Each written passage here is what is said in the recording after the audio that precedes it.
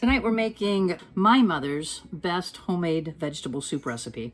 And this is one that I've always enjoyed and I haven't made it for a long time, so I thought I would try it tonight. And the first thing I'm going to do is turn my heat on medium-high, and I'm going to saute about half a cup of onions. And I've chopped the onions already. In fact, I used a new chopper that I have, and I'll link that here for you and below in the description as well. But it's a little electric food chopper that I was trying out, and I liked it. I think it did well with what I was trying to do with the onion, and it minced it up really quickly, so it was a lot faster than cutting it with a knife. So we're going to let that saute just a little bit, and while that's going, I'm going to get together the rest of my ingredients. So I have vegetables from the freezer. I'm using bags of frozen vegetable tonight just because I didn't have leftover vegetables in the freezer. But if you have vegetables at the end of your meals and you stick them in the freezer in a container, you can just collect them until you have enough. And you need about 32 ounces of vegetables. So I'm using a bag. I'm using all the Bird's Eye brand tonight. So a bag of mixed vegetables. I have a bag of the baby sweet petite peas, the green peas. And I have a bag of the white corn kernels, so which are always pretty sweet, the baby white. So I'm going to put those three in. I'm also going to be adding the following canned items. So I have a large can of V8 juice, and we found, I haven't done this in a long time, so last time I made this, they actually had cans of V8 juice. What we saw this time is that now they're in plastic containers. Same size containers, same volume. It's just, you just want to get the larger size of the V8 juice. So this one is 46 ounces. So that's about the size you're looking for. If it's a little more, a little less, it won't matter. Then I have 2 cans of diced tomatoes, 2 cans of green beans, a can of lima beans, a can of Dinty Moore beef stew. And if you want to make this vegetarian, you could leave this out and add an extra can of vegetable soup. And the last 2 things I'm going to be adding are a can of vegetable soup, so just double that if you don't want to do the beef stew. And then I also have, it calls for a can of okra, and I couldn't find that, but I did find a can of tomatoes and okra, so I'm going to try that and throw that in just to get the okra taste. Or you could use frozen okra if you have it. I just didn't have any of that. So this makes a large quantity, and it's one that we will end up freezing part of it to pull out for meals later.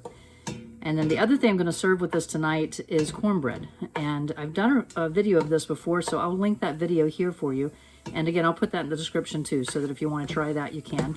But it's a great sweet cornbread recipe that's based on the recipe in the Sunset cookbooks from, I think, maybe 60s they came out. So, so it's a good family recipe that we've used for years. So once the onions are sauteed, then we're going to add a little bit of our seasoning. So while this is actually cooking up, I'll go ahead and add that. So I have some pepper I'm just going to sprinkle in, and we can adjust this later to taste. So I did maybe about 10 to 12 shakes there. And then I'm also going to add 2 tablespoons of Worcestershire sauce and 8 drops of Texas Pete or Cholula. I don't have Texas Pete tonight, so we're using Cholula tonight. And I had those already measured out, so it didn't really matter. Smell that Worcestershire sauce. So tell me in the comments below if you can spell Worcestershire if you had to. We've lived in a couple different areas up and down the East Coast in the US, and we found that people say it all different ways, and spelling is even more creative. So it's always interesting to find out how someone pronounces it. But in our family, we say Worcestershire. Okay, so that's just had a little bit there. I'm going to let it simmer just a little bit longer so that the onions get soft, and then I'll come back and add the rest of the ingredients. The onions have been sauteing for about 3 or 4 minutes now, so I'm going to go ahead and add the frozen vegetables, and then I'm going to stir in the rest of the ingredients. So again, I'll kind of talk through it as we go here. So we have a bag of frozen mixed vegetables. Then I have a bag of the baby white corn kernels.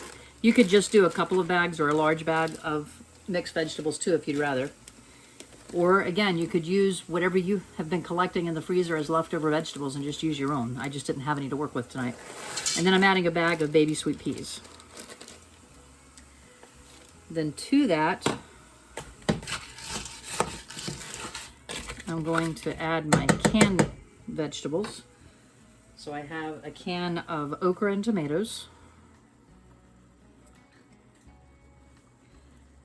2 cans of diced tomatoes, and I did not drain the diced tomatoes. Everything else has been drained except for the soups.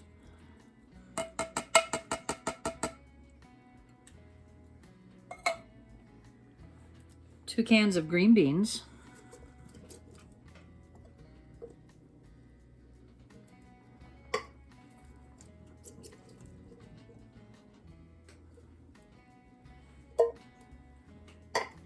a can of lima beans, and all of these cans are around 15 ounces, 14 to 15 ounces. So except for the soup. So I have 1 can of vegetable soup, and I'm just using Campbell's vegetable soup. You could use whatever you prefer brand-wise. And then I have a can of Dinty Moore beef stew. And again, if you don't want to do the beef, if you want to make it vegetarian, then you can do another can of vegetable soup or another option that you might have. This is one of those recipes that you can customize as you want. But it is my mother's recipe, and it was one of our favorites. So thus the name, Mother's Best Homemade Vegetable Soup Recipe. So to this, and you need to have a large pot. Notice how my Dutch oven here is already pretty full. So to this, we're going to add our V8 juice. And that's going to be the base for it instead of using a broth. So it has like a tomato-y base with all the veggies, and it's so yummy.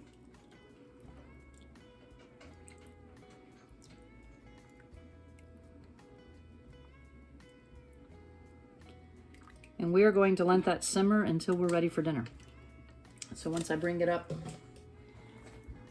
to a bubble, I'm going to turn it down to simmer and just let it continue going. I'll stir it every now and then, but I'm just going to let it go until it's all hot all through. And by then my cornbread should be ready. So I'm going to let this go. I'm going to cover it and let it go for a while now, and then I'll come back and stir it some more as those frozen vegetables get hot. And then I'll turn it down, and I'll come back and show you the finished product whenever I'm done.